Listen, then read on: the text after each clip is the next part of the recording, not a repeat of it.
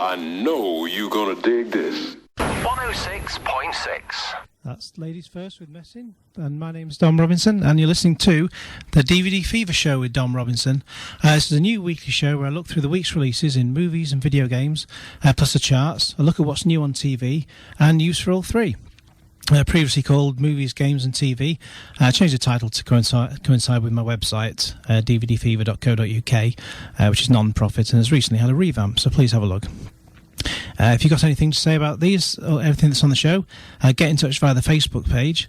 That's if you search for the DVD Fever Show with Dom Robinson, that'll bring it up. And now I've managed to get the internet access sorted out in the station, so just I'll be able to have a look and see what you're saying as the show goes on.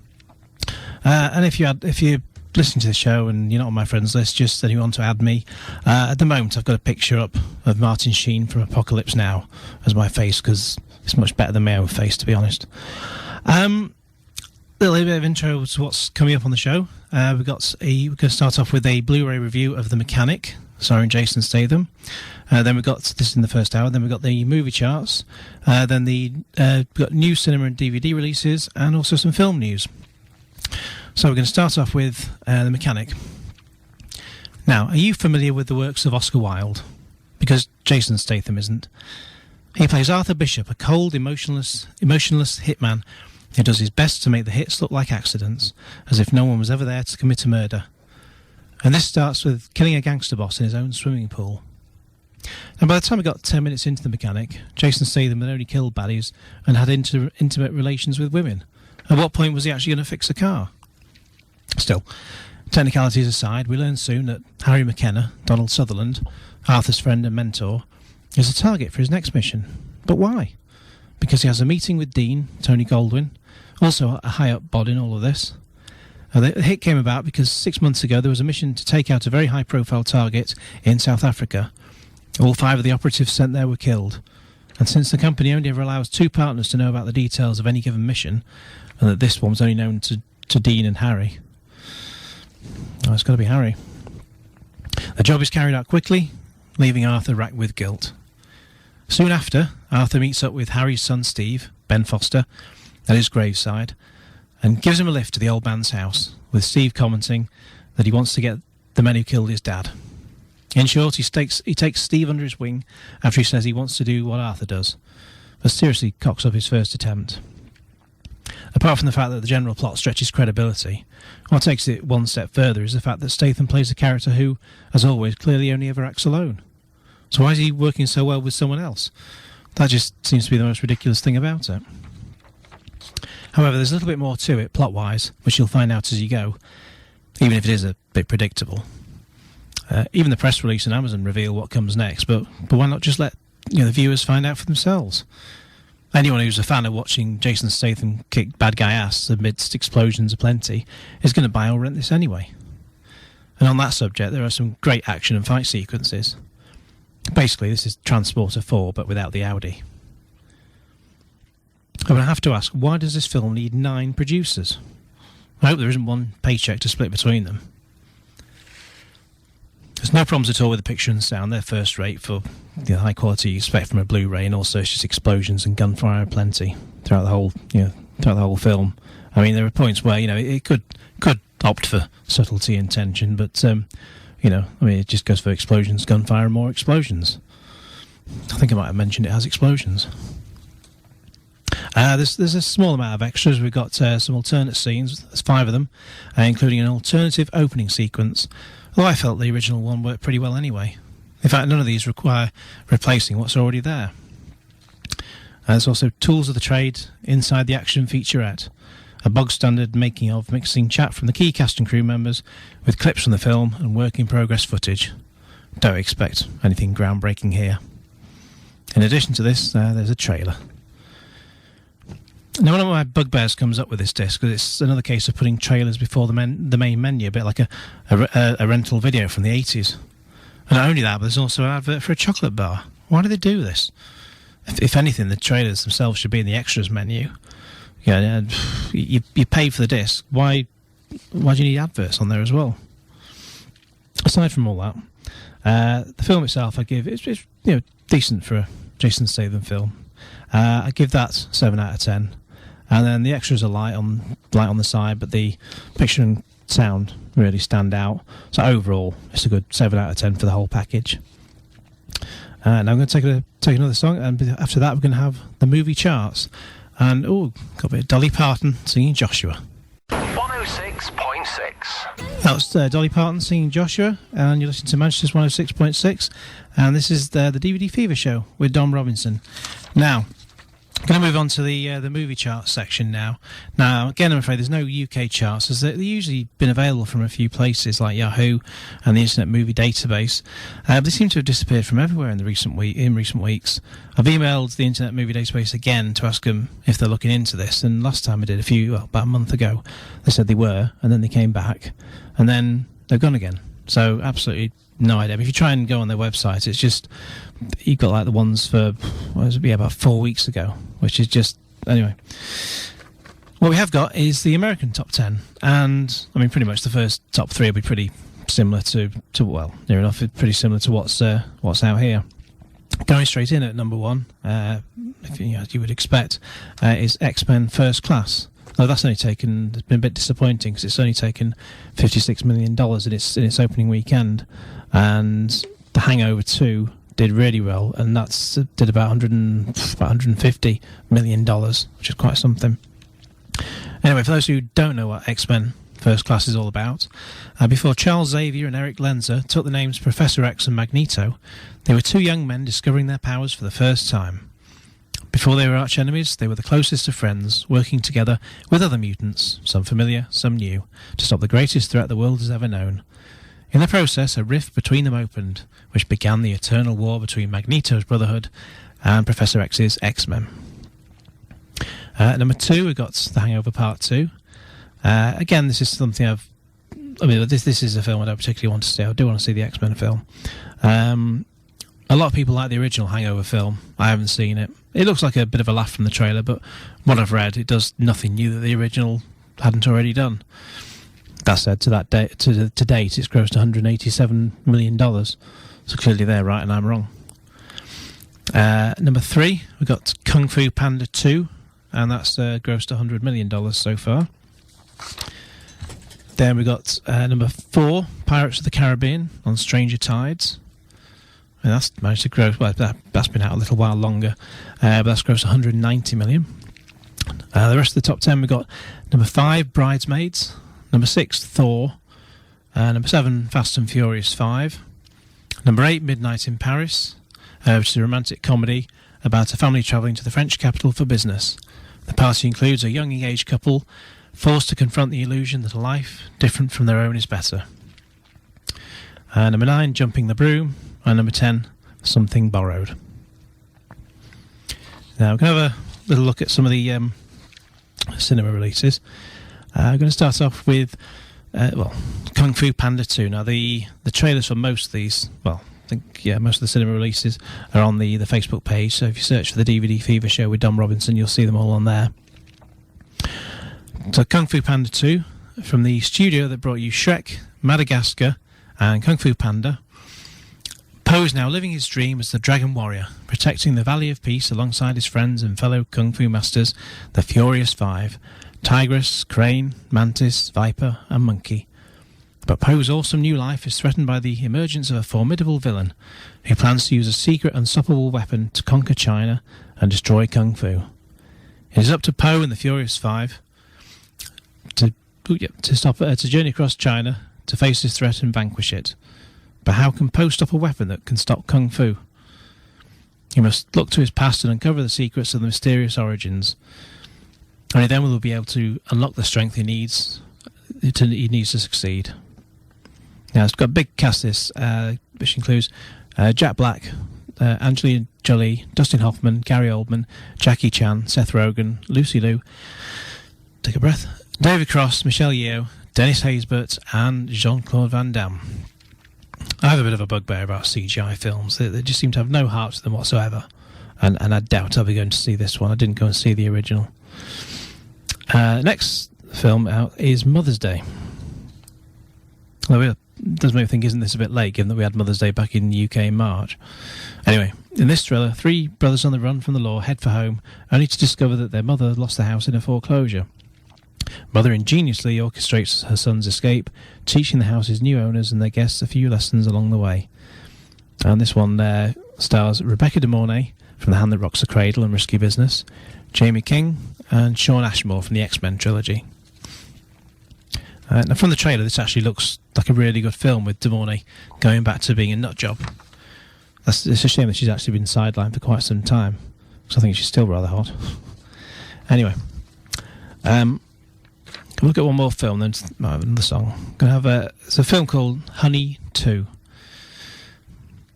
Recently released from juvenile detention, talented dancer Maria Ramirez, Katarina Graham, finds an outlet for her passion with a new dance crew. Now, there's no one famous in this sequel, which comes 8 years after the Jessica Alba original. Maybe if you're a 12-year-old girl, you find this your bag, but it's certainly nothing I have any plans to see. Okay, I'm going to take another song, and we're going to have Fat Larry's Band and Zoom. 106.6. Okay, that was Fat Larry's Band and Zoom, and you're back on Manchester's 106.6 with the DVD Fever show with Don Robinson. And we've still got some new cinema releases to look at, and we're going to take a look first of all at Point Blank, which I think there's been a few films with Point Blank in the name, but this is a new French film with the plot is that Samuel Pierre, and I can't do all of these French names. Samuel Pierre, played by Gilles Lechuche, is a nurse who saves the wrong guy, a thief, Rochidi Zem, whose henchmen take Samuel's pregnant wife, Elena Anya, hostage to force him to spring their boss from hospital. A race through the subways and the streets of Paris ensues, and the body count rises. Can Samuel evade the cops and the criminal underground and deliver his beloved to safety? Well, maybe find out when you watch it. I tried to find a trailer for this, and I found a trailer for something that said it was Point Blank 2010 when it was originally made, and I don't think it was that.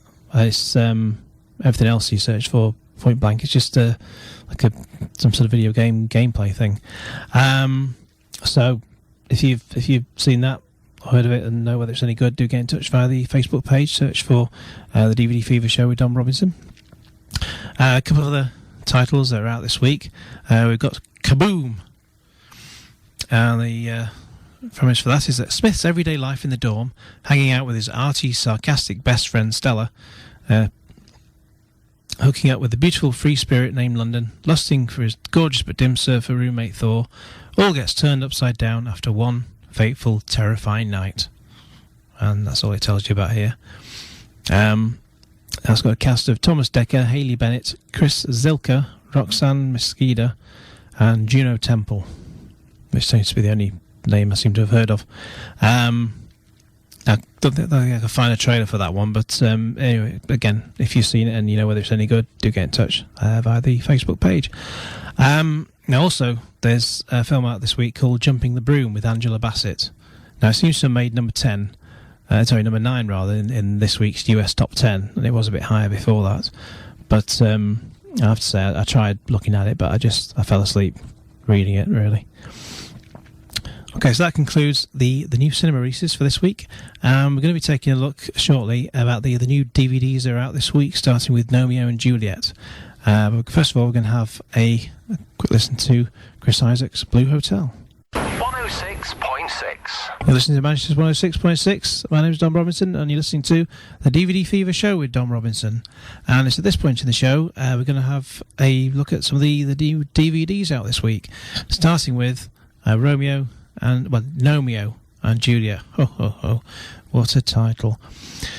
Set in the gardens of fair Verona Drive, we witness the blossoming romance of two young gnomes, Romeo, James McAvoy, and Juliet, Emily Blunt. Excuse me. And Mr. Turf War between the Reds and the Blues. Try again. Set in the gardens of fair Verona Drive, we witness the blossoming romance of two young gnomes, Romeo and Juliet, amidst a turf war between the Reds and the Blues. Between the high-speed lawnmower chases and stealth missions, hearts and hats are broken. Loyalties are tested and garden boundaries drawn. But can true gnomance conquer all? When your best friends are an overexcitable frog, a lovelorn flamingo, a loyal mushroom, a team of Bond-esque bunnies, and a dopey fawn, there's a shed load of fun and adventure around every plant pot. The miniature moments are voiced by massive household names including James McAvoy, Emily Blunt, Matt Lucas, Maggie Smith, Michael Caine, Stephen Merchant, Ashley Jensen, Jason Statham and Ozzy Osbourne, to gnome a few. Featuring classic and original songs by Elton John and directed by Shrek 2's Kelly Asprey, I'm sure we've all heard of her, Romeo and Juliet is a great love story with a very small difference. Well, I saw the trailer, and again, if you like CGI films, this could well be your bag, but for me, it's just another CGI kids film, so I'm going to give this one a big miss. Next up, we've got 127 Hours, which is a triumphant true story from Danny Boyle, director of Slumdog Millionaire. The incredible true story of mountain climber Aaron Ralston's, James Franco, remarkable adventure to save himself after a falling boulder crashes on his arm and traps him in an isolated slot canyon in Utah. With only a day's worth of water, a blunt penknife and an unwavering will to survive, Aaron does everything he can to make sure he'll go out alive. Special features include, on this disc, a director's commentary, deleted scenes, and 4 featurettes. Now, this is another film I have to confess I haven't seen, but it does look intriguing. However, for me, Danny Boyle's films can be hit or miss. I love Trainspotting, but Life Less Ordinary and Sunshine were merely okay, the latter of which fell apart 2/3 of the way in. 28 Days Later was good until Christopher Eccleston turned up, and Slumdog Millionaire was dreadful all the way through.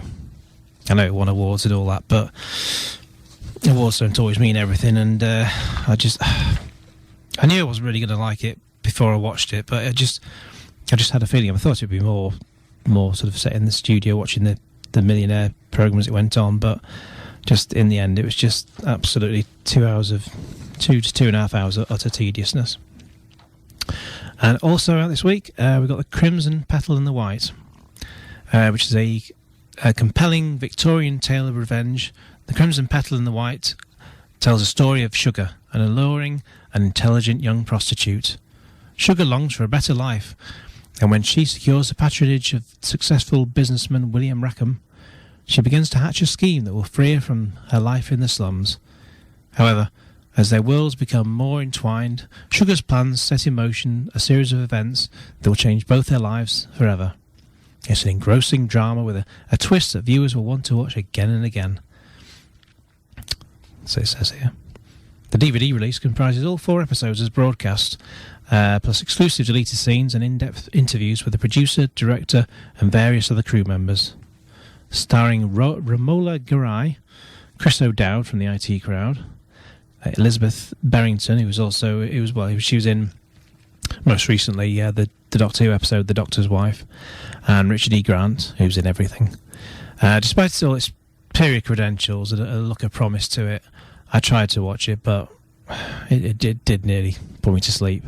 I don't know what it was about it. Just absolutely had nothing going for it at all for me. Although I wasn't the only one who thought that. But what do you think? If you got something to say, have a look on the Facebook page. Search for the DVD Fever Show with Dom Robinson, and you can have a look on there. Now we're going to take another quick break before we have a look at some more of the releases. And coming up next, we've got Basher with Time and Tide. 106.6. That was Basher with Time and Tide, and you're back listening to the DVD Fever Show with Dom Robinson here on Manchester's 106.6. And we're still continuing with the DVD releases, and just a quick shout out to Mike Plowman, who's what did he say? He said he's watched X-Men First Class last night and said it was excellent. I do want to say it. He should have taken me with him, even though he's miles away. Anyway, some more of the titles are out this week. We've got Fire in Babylon. In a turbulent era of apartheid in South Africa, race riots in England and civil unrest in the Caribbean, the West Indian cricketers, led by the enigmatic Viv Richards, and the inspirational Captain Clive Lloyd struck a defiant blow at the forces of white prejudice worldwide. Their undisputed skill, combined with a fearless spirit, allowed them to dominate the genteel game at the highest level, replaying it on their own terms. Now, I'm not a cricket fan by any stretch of the imagination. The only sport I watch is snooker. I don't think they're going to make not made a film about that. I don't think they're going to can't see them making a film out of that. And later on, we'll be talking about video games. They have tried making games out of snooker, but it's not great, to be honest. You can't do with a mouse and a joypad what you can do with a cue. Pardon the expression. But that's that. So I won't be watching Fire in Babylon. Also out is Henry's Crime, starring Keanu Reeves. Now, working the night shift as a toll collector on a lonely stretch of highway in Buffalo, New York, Henry, Keanu Reeves, is a man seemingly without ambition, dreams or purpose, sleepwalking his way through life. He gets his wake-up call early one morning when he becomes an unwitting participant in an ill-conceived bank heist. Rather than give up the names of the real culprits, Henry takes the fall and goes to jail. There he meets the irrepressible Max, James Caan, a con man who's grown far too comfortable with the familiarity and security of his idyllic, in quotes, life behind bars, but who also helps plant an idea in Henry's mind which will change his life forever. For a man to have a purpose, he must first have a dream. Their plan is simple. By infiltrating the theatre and its current production of Chekhov's The Cherry Orchard, the unlikely duo will buy just enough time to dig their way to the adjacent bank vault and drive off with a loot. Unfortunately, that plan also includes Henry taking the lead role in the play, where he finds himself slowly falling for the production's mercurial leading lady, Julie, played by Vera Farmiga. By turns right, offbeat and simply hilarious, Henry's Crime is a heartwarming story of a man who finds his purpose in life and then finds his destiny. Now, again, this is something I haven't seen, but it was a very weird interview that Keanu Reeves did a few months ago. I think it was back in January, when he was on Breakfast one Saturday morning. If you just have a go on YouTube and search for, I should have put a link to it on the Facebook page, but I haven't. Have a search for Keanu Reeves. Keanu Reeves talks about Henry's Crime on Breakfast, and you'll find it, because it's it just sort of the hits on that one just went a little bit mad, because I put that online and it just went a bit mad, and loads of people sort of commenting on how one of the presenters had asked him about this sad Keanu thing, which I hadn't come across before, but it's just bizarre in the extreme. But have a look and just see some of the comments and some people. Anyway, it just ended up being a very it could have been a decent interview, but it just ended up being very, very odd indeed. Some of the TVs, just a quick summary of some titles that are out this week. We've got First of the Summer Wine Series 1, this stuff on TV. Yeah, First of the Summer Wine Series 1. Lead Balloon Series 3. We'll be taking a look at the first episode of Series 4 later in the show. The Politician's Wife. And a complete box set of Star Trek The Next Generation, which if you get that from Amazon, that'll set you back at about 140 quid. There's also a DVD, this is a bit long in coming, of Yes Union, the Union tour. And I saw them tour in 1991 at the time of the Birmingham NEC at the time of the album's release, and it was fantastic stuff. But 20 years just to finally get a DVD release. I know DVDs didn't come out until about 98, 99, but still, would have thought, it'd be something they might have got round to sorting out before 20 years had passed. Some of the stuff that's out this week, we've got some Blu-ray first-time releases for The Bridge on the River Kwai, The Fifth Element, Taxi Driver 35th Anniversary Edition. Yes, where have the years gone? And separate releases for each of the Godfather trilogy. And all of these are all these Blu-ray titles are around about £13 or £14 on Amazon, which is not bad, because I think the retail price is about 20 quid each. But if you leave it about 3 months, they'll all be down to about 7 or 8 quid, or in the 3 for £20 bargain bin. Okay, so that's all your DVD releases. You're up to date with that. And now we're going to have, in a minute, we're going to have some film news. But first of all, we're going to have a bit of music. And we've got a new song from Duran Duran, Cut to the Chase. You're listening to Manchester's 106.6. 106.6. Listen to Manchester's 106.6. And that was Duran Duran with Cut to the Chase. Now, we're going to have a bit of film news for you. We're going to start off, listen to the DVD Fever show with Don Robinson. I should say who I am and what you're listening to, and that you're also on Manchester's 106.6. The film news begins with a fifth Beatle biopic. Is it biopic or biopic? Anyway, on manager Brian Epstein gets financing and secures rights to the songs. Competing biopics about famed Beatles manager Brian Epstein. It looks like... Let's start again. Competing biopics about famed Beatles manager Brian Epstein? It sure looks like it. But at least one production has taken a decisive step forward. Back in 2009, a film called A Life in the Day was said to be in the works. Producer David Permett, Youth in Revolt, had acquired a Tony Gittelsen's written script about the life of Beatles manager Brian Epstein, who discovered the band, went round to every A&R man in the UK to get them signed, eventually landing them a deal with Parlophone, at the time largely a comedy label, with their longtime producer George Martin, and notoriously signed away Beatles likenesses and merchandising rights in terrible deals that lost the band millions. He was also their rock, one of the few people the Beatles would listen to, and his death in 1967 of a drug overdose was a huge factor that directly led to the band's breakup in 1969. But little did we know about the fifth Beatle. However, according to a recent report in the print edition of The Hollywood Reporter, and confirmed on the official website of the film, managed by the producer-screenwriter Vivek J. Tiwari, the fifth Beatle has secured $25 million in financing for the film, but perhaps even more importantly, they've landed the rights for up to 10 songs by the Beatles, including All You Need Is Love, A Day in the Life, and You've Got to Hide Your Love Away. Beatles songs are notoriously difficult and expensive to license, so this is a real coup and certainly a big step for the film. Certainly Tiwari's experience in producing the stage musicals of American Idiot and The Addams Family likely made him familiar and confident in what negotiations for the songs would entail. But the Beatles tunes will be beefed up by contributions from Nitin Sawhney, Joe Jackson and Robin Hitchcock, the latter of which is contributing 3 songs, Hurry for the Sky, I'm Falling and TLC, each of which appeared on his 2009 album Goodnight Oslo. The song TLC is a reference to triptizol, Librium and carbital, the drugs Epstein was taking before the end of his life. Now also the bit of film news we've got is Naomi Harris headed to James Bond 23. After breaking through in 2002 in Danny Boyle's 28 Days Later, Naomi Harris seems poised for big things.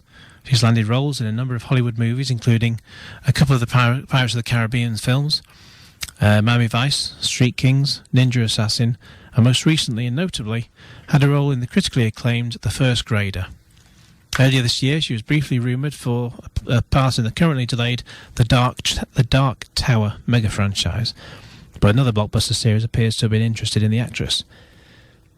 The News of the World recently reported that Harris will be Daniel Craig's sexy sidekick in the soon-to-be-filmed new 007 film. But the actress herself is playing the cards a bit more close to her chest. In UK interviews for The First Grader, she's confirmed that she has been talking with the James Bond 23 producers, but wouldn't reveal for which role or even if she will take it if she's been offered the part.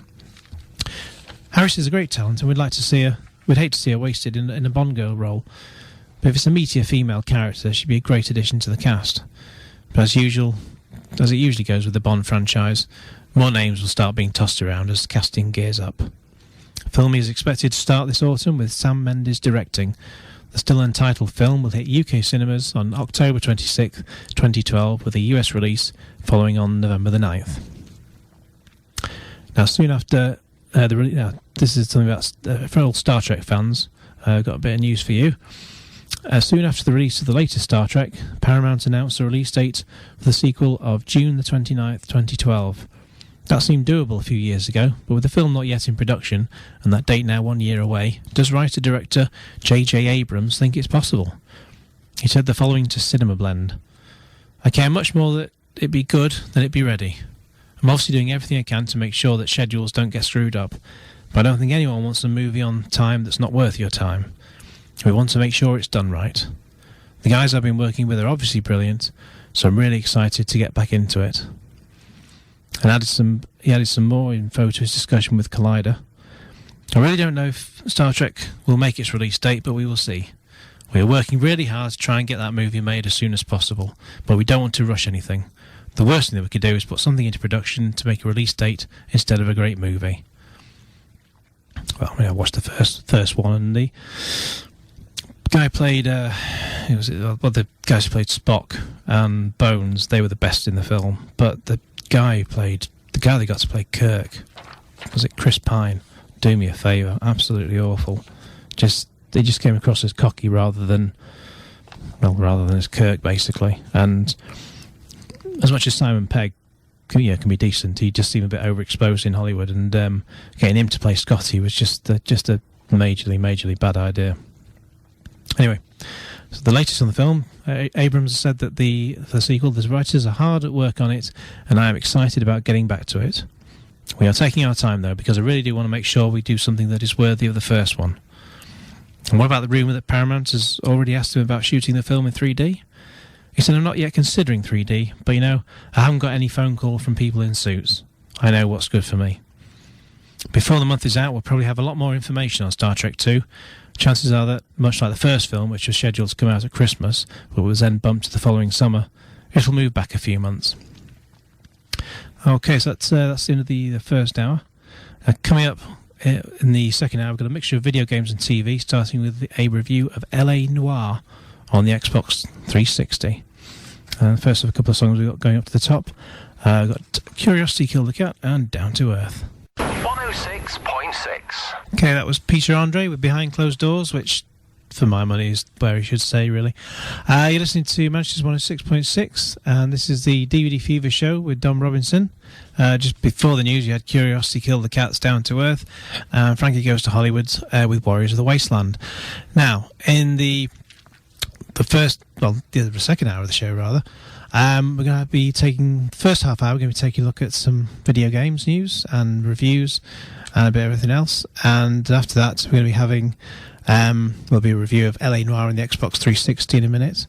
And after that, after the half past hour, we're going to be looking at some TV with a look back at the latest series of Doctor Who. Okay, so we're going to start off with a review of L.A. Noire on the Xbox 360. In L.A. Noire, you play Cole Phelps, a cop recently promoted to detective in 1940s Los Angeles, hoping that someday a real rain will come and wash all this scum off the streets. Hang on, that's from Taxi Driver. Anyway, you get the idea. Violence and corruption are rife, and you and your partner have to travel from one location to the next, trying to get all the info out of the wrong uns and assess who's telling the truth and who's talking out of their trilby. The cases begin with a woman's missing husband while his car has been found full of blood, followed by a male hit-and-run victim with blood on the street a fair distance from the body, and you have to track down the real story and apprehend the bad guy, or sometimes just shoot them dead if they present no option. There seems to be no penalty for killing them either. If this was set in the present day, there'd be an endless court case to get to the bottom of it. The way to find out the culprit is to search for clues by going to various locations, picking things up and manipulating them to see if you can gather more information, such as a brand name on a pair of glasses, then enable CGI scenes of interviewing eyewitnesses and subsequently deciding whether they're lying or not, picking from a selection of topics to ask them about. However, you can't always just go through a list until you've exhausted them all. You often have to choose which 2 or 3 you should ask. However, this does get all a bit tedious after a while, because you just keep walking around examining a crime scene until the music stops playing in the background, at which point you know there are no more clues left to find. And if you can't find anything, you just use up intuition points to find them. This does make for a rather linear experience, though, because in terms of who you interview in what order, which is a shame because the game is set in what they call a sandbox environment, i.e. that you can go anywhere and do anything, and it doesn't live up to that. Also, when you interview a suspect, you can tell when they're giving you the runaround, as they have very obvious tells. Also, the driving sections aren't brilliant. When you steal another car, rather than threaten the driver, Cole Phelps just waves his warrant card and tells them it's an emergency. There's a lot of driving in this game too, but you can skip this between scenes by holding Y to make your partner Bukowski get in the driving seat instead. Then as soon as you set off, the picture fades out and fades back in at the destination. The chase sequences need some work as well. For example, when you're running from one route to the next, you don't have to time the jump between them. You just run up to the edge and Cole will do it all for you. These will sometimes result in a fist fight, which can be amusing for a while, but they do all get a bit samey. On the plus side, the game evokes great period features with good motion capture, but the speech leaves the mouths looking odd when it comes to synchronising with the voices. Also, there's around 25 to 30 hours of gameplay, so you do get a lot for your money. As an aside, Phelps himself does come across as being a bit rude. He hardly ever says please and thank you when he speaks to anyone, including the operator when he needs to make a call to the station. And on that point, he often does this from a victim's house without even bothering to ask. Maybe that's what it was like 70 years ago, I don't know. I wasn't around. Additionally, after less than 10 minutes of gameplay, the game froze. Now, I've heard about this happening following a required Xbox Live update in order to continue playing the game while signed into Xbox Live. However, for me, it only happened once. L.A. Noire also includes something called the Rockstar Games Social Club, which unlocks rewards and enhances your gaming experience. I unlocked the Chicago Lightning outfit, which improves your accuracy with various weapons, and this outfit soon becomes available as soon as you reach the rank of detective, which comes pretty soon. I should add that after a few missions, things do get a bit more involving as you get promoted, including taking part in shootouts, but they're still not fantastically well handled, and by default the gun almost always shoots straight at the bad guy. Rockstar have managed to get the atmosphere right with this game, excuse me, but the mechanics leave an awful lot to be desired. Also, after a high-energy game like the GTA series, which they released, it's a bit odd to have to slow down in a world that expects exactly that. Still, if you can lap up the atmosphere, then there is plenty of it, then maybe it's more for you. And I've also put some example gameplay footage up on the Facebook page. Now, in terms of what I'd give this as a rating, the graphics and sound, I'd give them 8 out of 10. They're not bad. Playability, 7. But enjoyment, it's only a 5. I played a few of the missions, and I don't think I'll be going back to it, to be honest. It's also got an 18 rating, but not really quite sure why, because it's not... I suppose you can go around and you can take your gun and shoot whoever like you can with Grand Theft Auto, but it doesn't really sort of lend itself to doing that, given the atmosphere. But maybe that's why they had to give it an 18, but I think a 15 would have been alright. Overall, it'll get a 7 out of 10. Okay, before we have a look at the game's charts, we're going to have another song, and this one's going to be Maxine Nightingale, Love Hit Me. You're listening to your Masters 106.6. 106.6. That was Maxine Nightingale and Love Hit Me. And just before I go through the video games charts, just seen on the Facebook page, Mike Plowman, he's corrected me. There was a film, to come back to the movies in the previous hour, there was a film made about snooker, which I didn't know about, with Bob Geldof. It was called Number One, and he played a character called Harry Flash Gordon. And that was released in 1985. So I'd never even heard of that, actually, but I think I might take a look at that later on. But in this section, we're going to have a look, first of all, at the charts, and then after a bit, we're going to have a look at some video games releases. Starting off with the charts, once again, L.A. Noire is number 1. Number 2 is a new entry for Dirt 3, which is another driving game. Never enough driving games, are there? Dirt 3 from Codemasters will boast more cars, more locations, more routes, and more events than any other game in the series, including over 50 rally cars representing the very best from 5 decades of the sport. With more than double the track content of 2009's hit, Dirt 3 will see players start at the top as a professional driver, with a top-flight career in competitive off-road racing complemented by the opportunity to express themselves in a Gymkhana-style showpiece during events. As players race to elevate their global standing, Dirt 3 delivers mud, sweat and gears world over, from the intense, weather-beaten rally stages of Europe, Africa and the US, to executing performance driving showcases and career challenges where car control is pushed to spectacular limits. Now, you can buy the console versions as you would any other game, but oddly the PC version is a digital download only. I've no idea why they're doing that. I don't like that becoming the norm for a major release. I mean, what if you change your PC? I mean, I prefer to play games on a console now anyway. It's just now that, consoles and are pretty, caught up in terms of how fast they can run games, you don't need to spend a fortune on a PC. I do have a fast PC, but I tend to use that for recording gaming footage rather than playing the games themselves. But anyway, I mean, if you are into PC games, give us a shout on the Facebook page and let me know what you think about whether that's a good idea to have digital downloads for PC games. Next up in the rest of the chart, down to 3, we've got Lego Pirates of the Caribbean. Staying at number 4, we've got Zumba Fitness. Down to number 5 is Brink. Number 6, up to number 6 is looks like a re-release of Wii Sports Resort. Number 7 is FIFA 11. Up to number 8 is Call of Duty Black Ops. I mean, both of them have been in the charts for a good 6-7 months.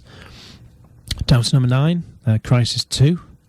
And up, another re-release up to number 10 is Mario Kart Wii.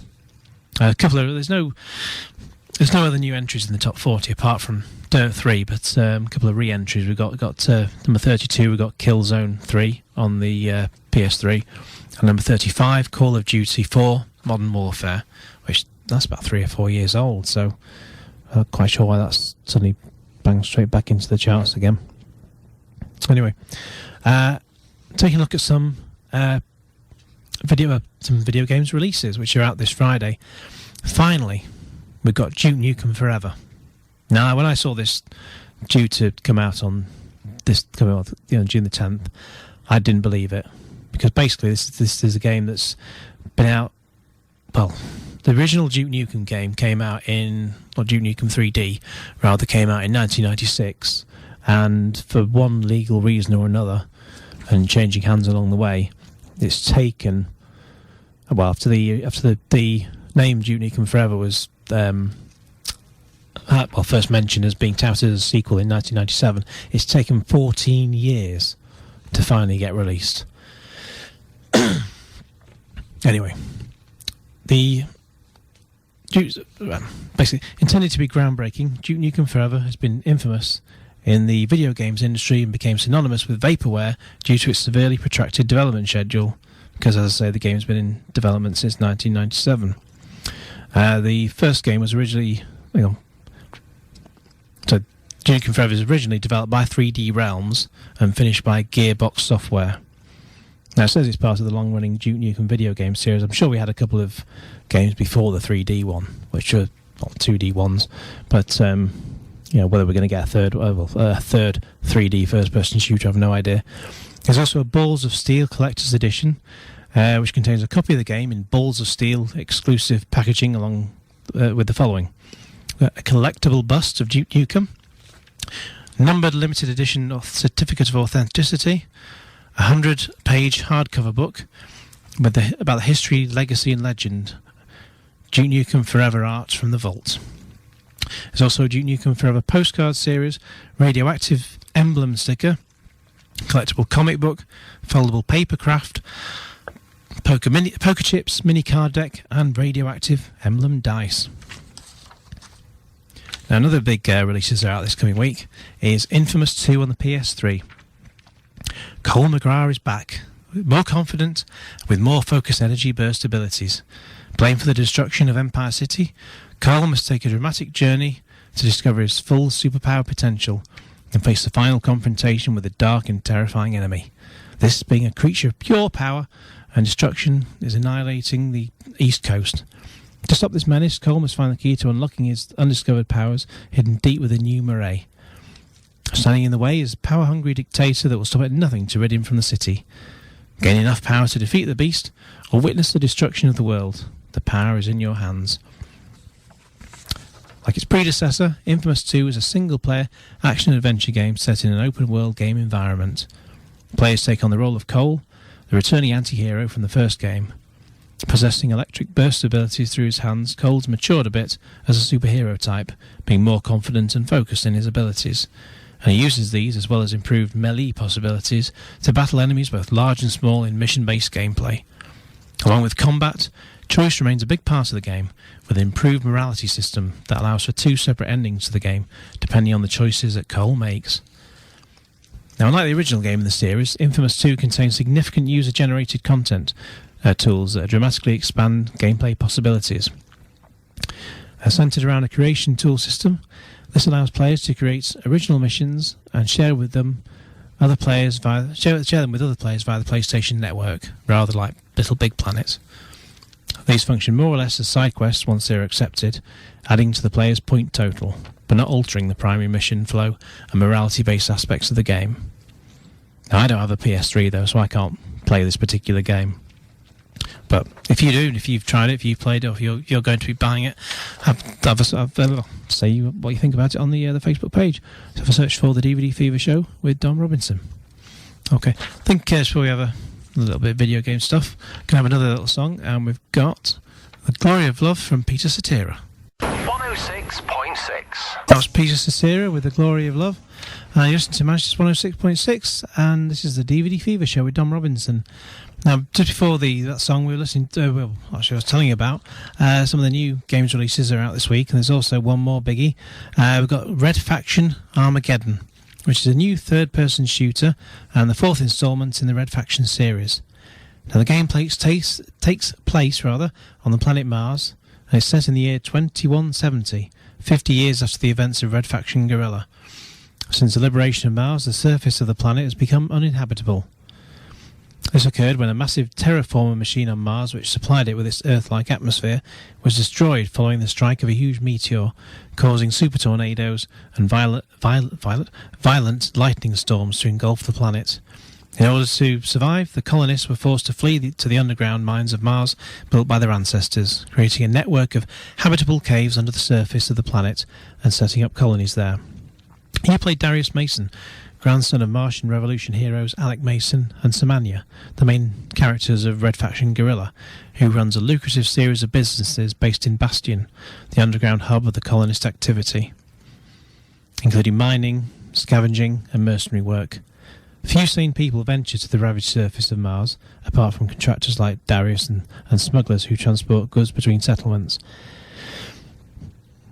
Darius is tricked into reopening a mysterious vast shaft in an old Marauder temple by a fanatical Marauder priest, which awakens a long-dormant race of Martian creatures, causing an Armageddon on Mars.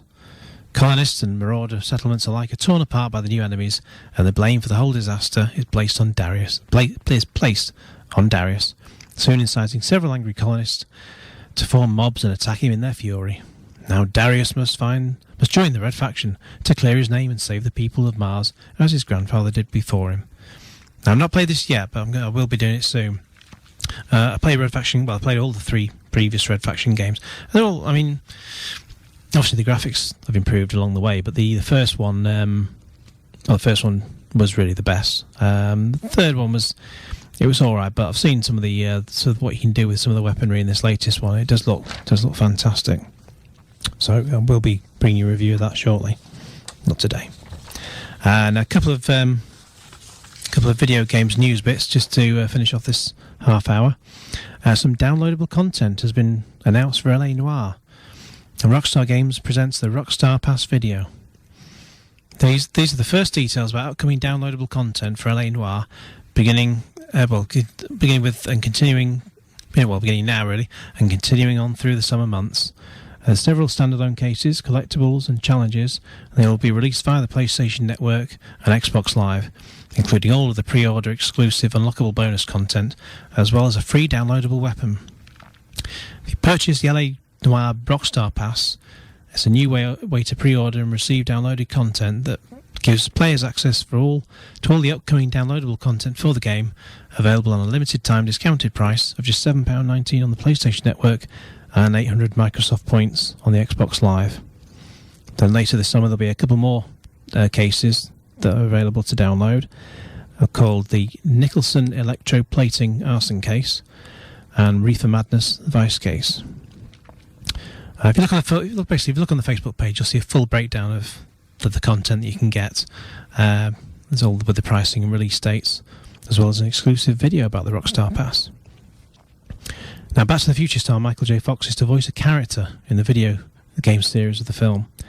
The studio has confirmed that the actor will feature in the 5th and final episode of the game, titled Out of Time. A.J. Lacascio, who portrayed Marty McFly in the previous episodes, will continue to voice the character in the final chapter, and Fox will provide vocals for one of the protagonist's ancestors. Telltale's Back to the Future debuted on PC and Mac last December. The first episode was released for PS3 and iPad in February, and the latest game will be out on PC on June 23rd. Now, just one more little bit of games news. A Hitchhiker's Guide game is in the works. Another one. The Hitchhiker's Guide to the Galaxy is being adapted into a video game by Hothead Games. The Canadian-based development team, which is known for its library of digital releases, will be working with Megadodo Publications to bring the Hitchhiker's game to life. A press release for the title did not reveal a launch date or platform titles, but it said it will be available not only on your planet, but also on all nearby systems, including Alpha Centauri, I'm sure. Okie dokie. That's all your video games. Everything else to do with that. And in this last half hour of the section, for the show, we're going to be looking at a bit of TV. Starting off with some programs watched in the past week, including a look back at the first half of the latest series of Doctor Who. But just before all that, we're going to have a bit of music from George Michael with As. 106.6. That was George Michael with As, and you're listening to the DVD Fever show on with Don Robinson, and it's on Manchester's 106.6. Now, we're going to take, in the last half hour section of the show, we're going to take a look at some TV stuff, starting off with some TV programmes watched in the past week. Now, first one I'm going to talk about and have a bit of a moan about is Doctor Who. Now, normally you just get one series running from start to finish with 13 episodes since it came back in 2005, but now they're doing it a bit differently. They have had 7 episodes, and they're going to have a break over the summer, and then another 6 more to finish it off. Now, last Saturday saw the final episode of the first part of the latest series, and for me overall, Stephen Moffat's tenure has been a disappointment since he took over from the dreadful and self-indulgent Russell T Davies. Moffat took over at the start of last year, and the first 6 episodes proved to be incredibly engaging, with Matt Smith proving his worth almost from the minute he stepped into David Tennant's shoes.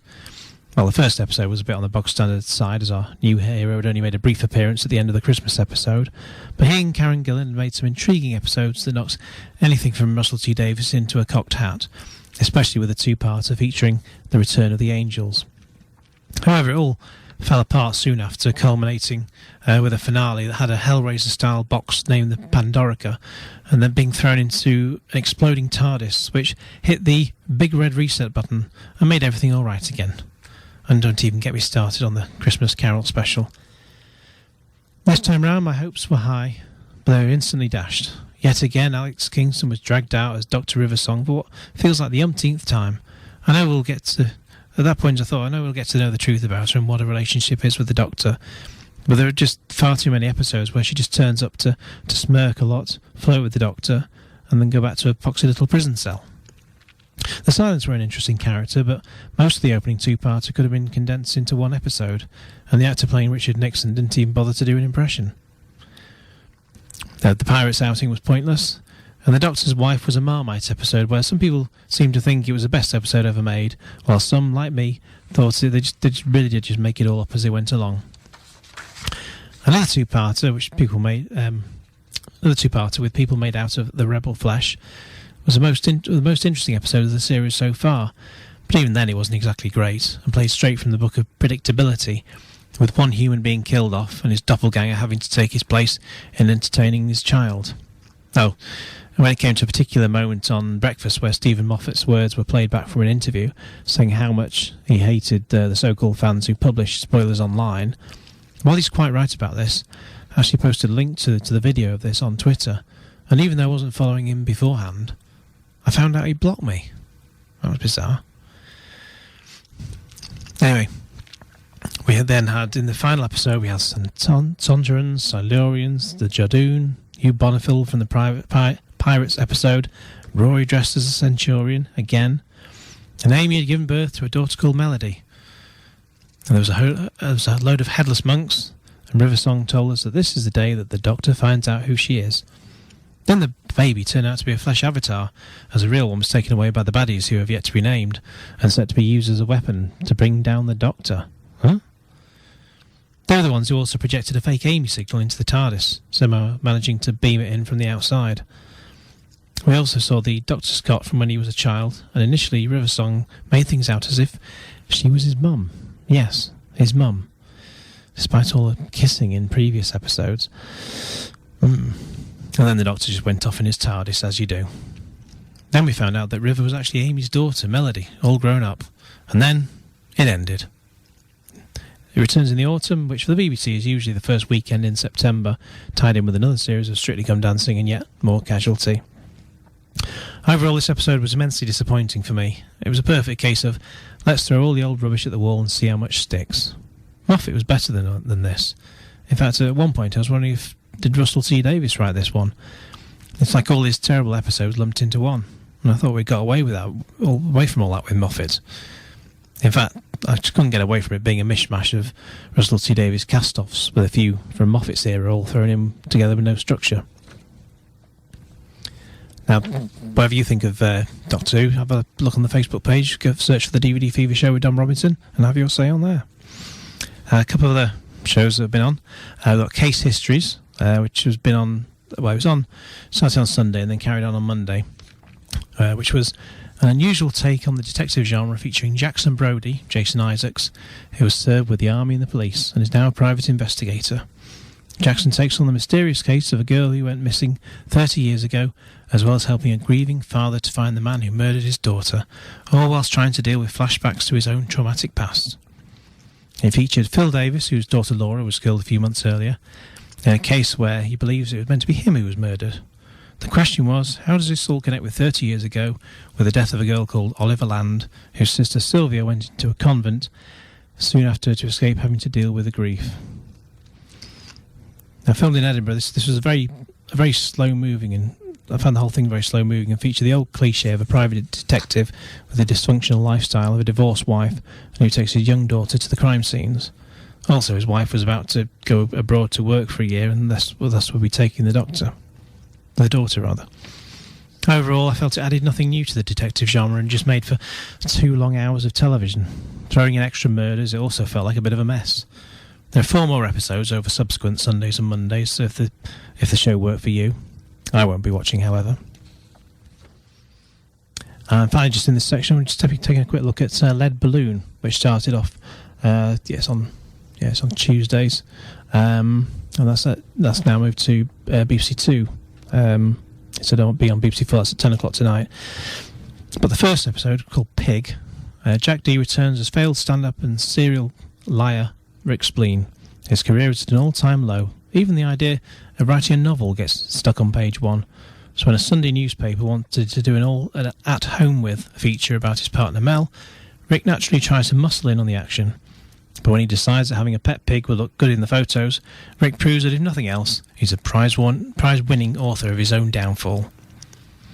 Now, with this, I've loved the previous 3 series, but I found there was a downside, and that there was an underuse of Marty, who co-writes everything with Rick Spleen. Which basically he sort of didn't feature much because Rick was having to try to write his novel. But the upside was Magdas, who suggested she kill the pig for sausage. I can't do the accent, but if you saw it, you'll know what I mean. But again, Rick just ends up. There's a scene where Rick just ended up trying to show up Michael, who runs a cafe, even though his life always ended up looking worse. And it was rather blatantly obvious that the pig was going to embarrass Rick just at the moment where it would have the most effect, i.e. right in front of those who wanted to interview his wife about her career, with him trying to shoehorn his book in there and them clearly not being interested in that. As Jamie Kildare said last week, when he as a guest on the show, it does indeed try to do what Curb Your Enthusiasm does a lot better. Because the only problem is that Curb now only seems to get a new series once every 2 years, and with the next one due this autumn. And then just as the third series of Lead Balloon, however, came to an end in Christmas 2008, but before that it was annual. No, it didn't feel like it had been that long since it was on.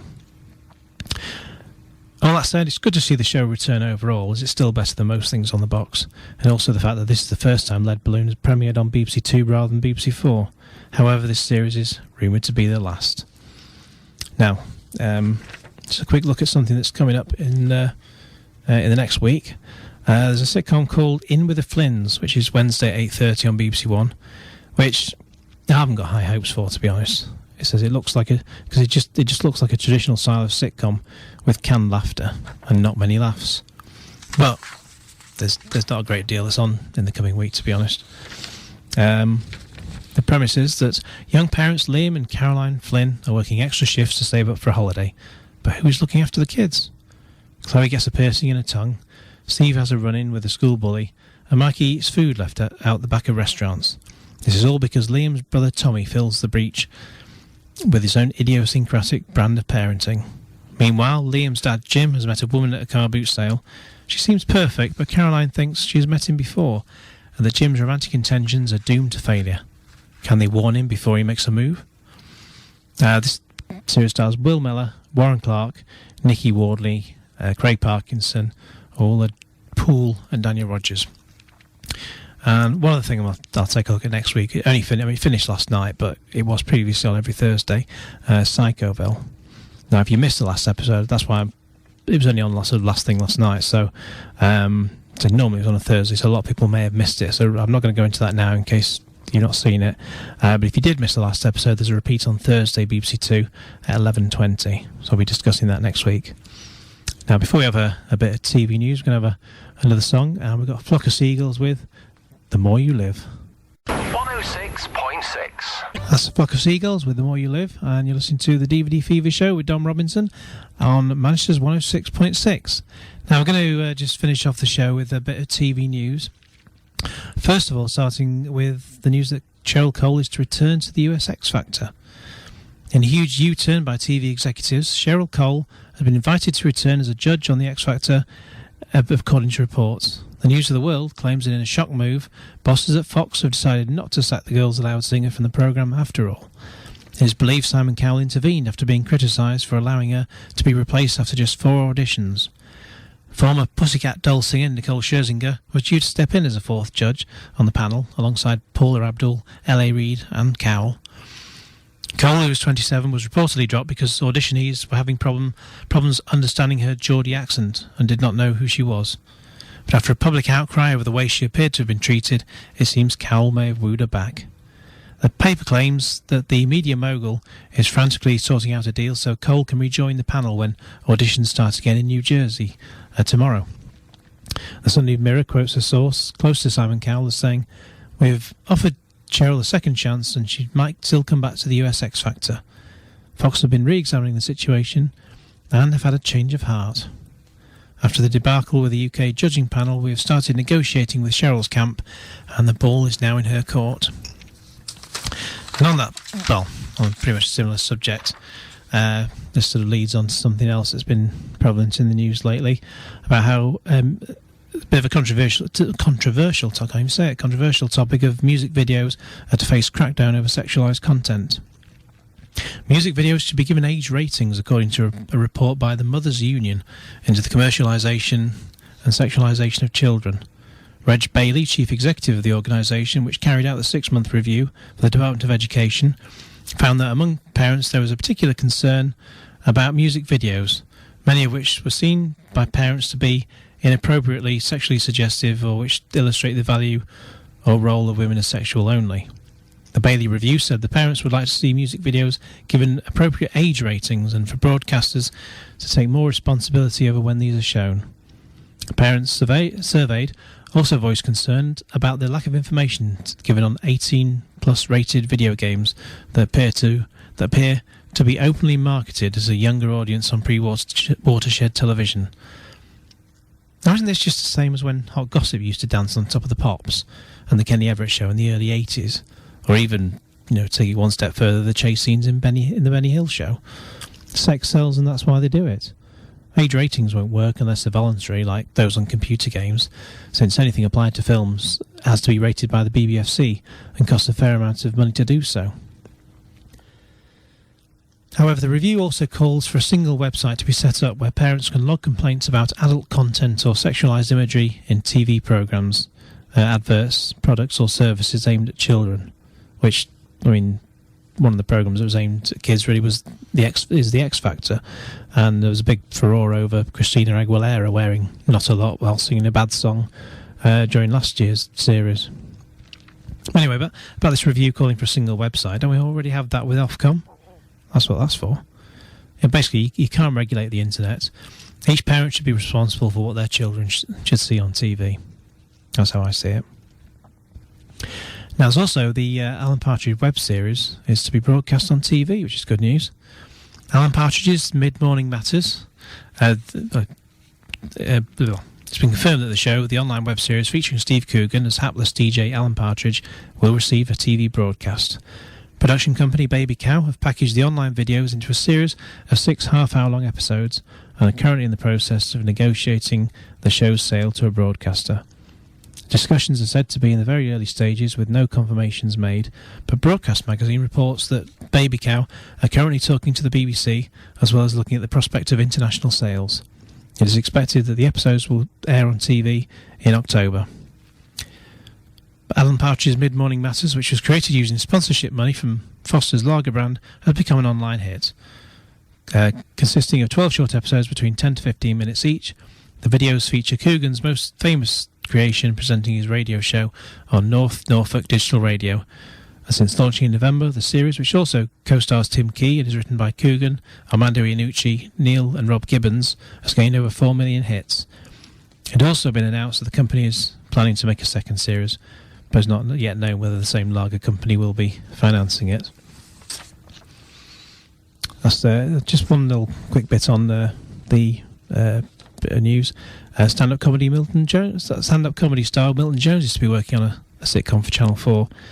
And Jones, probably best known for delivering surreal one-liners on Mock the Week, and for his long-running Radio 4 sitcom Another Case of Milton Jones, is set to record a pilot episode of The House of Rooms this summer.